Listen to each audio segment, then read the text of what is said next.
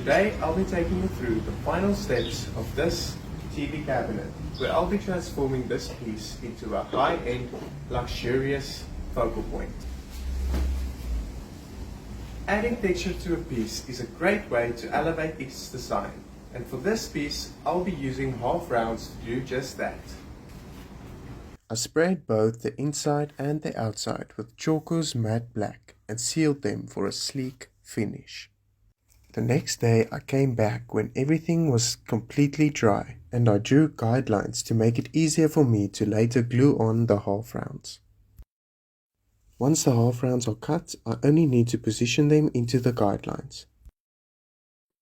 Now here are two very important tips. Make sure to do the majority of the sanding while the half round is still in one big piece. This could save you a bit of time. The second tip is to measure and cut each piece individually, then measure and cut again. This will ensure that each piece is even in length. When you just measure everything and cut at once, some might be shorter than others. Once all the pieces were cut, I sanded them down with 80 grit followed by 220 grit. It's time for the final and most fun part. Gluing the half rounds to the drawers.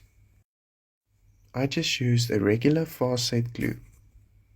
When applying glue, make sure to spread it as evenly as possible to ensure a strong bond.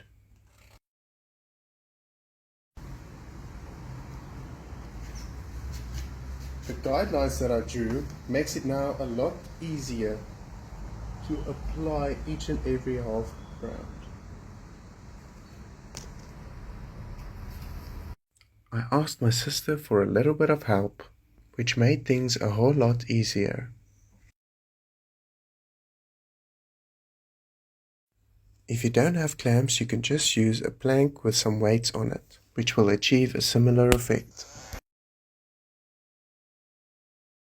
We didn't get very far as I made a mistake in the measurements and had to go back and cut and then sand everything all over again.